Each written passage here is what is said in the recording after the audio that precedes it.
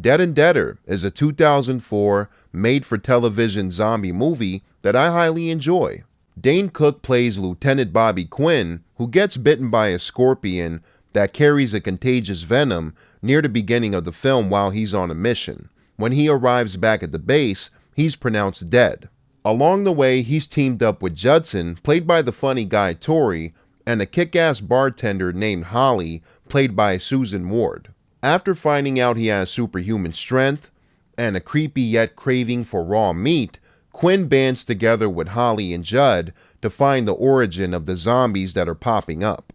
Dane Cook does a pretty good job here, and I thought he was rather believable as a rough and tough guy with good intentions. Guy Tori is hilarious, and he's easily the standout for me as a loudmouth chef that actually has some pretty decent action sequences and moments when he's not being the comedic relief. There's also a pretty funny gag involving Michael Jackson's Thriller jacket. And spoilers, but Judson living after a fake-out death does get a bonus point for me personally. I remember being pretty upset watching this movie for the first time when I was around 7 years old on the Sci-Fi Channel, and I almost checked out of the movie because I really love Judson as a character so much, and when we think that the zombies overtook him, I was almost out of the movie. But later we come to find out that he was able to hide in his steel cabinet, and Quinn and Holly, they hear something moving around, they open it, and Judson pops out. So this definitely makes the rating a bit higher for me with this film.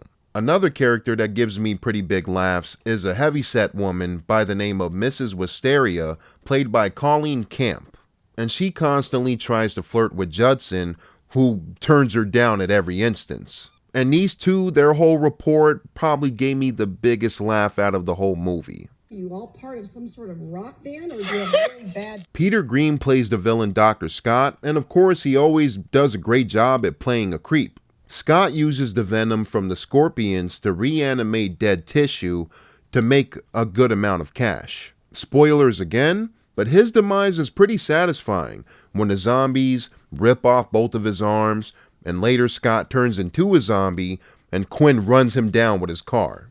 I love the practical effects in the movie. Sure, they look a bit cheap here and there, but I'm a sucker for practical use overall, and there's plenty of gore in this movie that I really enjoyed, mainly involving the flesh-eating scenes, like the attack on the bar in the middle half. But overall, I've always had a special place for Dead and Deader. Dane Cook has great chemistry with Guy Tori.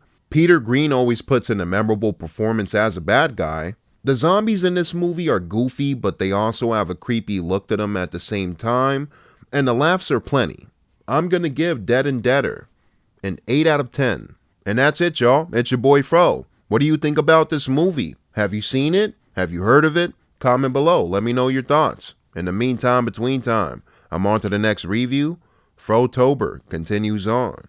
And you'll end up in jail with some guy named Tiny, who will make you his bitch. Damn! Forever in your debt. Now, could you start that car, please? My husband left me for a Brazilian pool boy. Oh my God. I haven't made love to a man in over 3 years.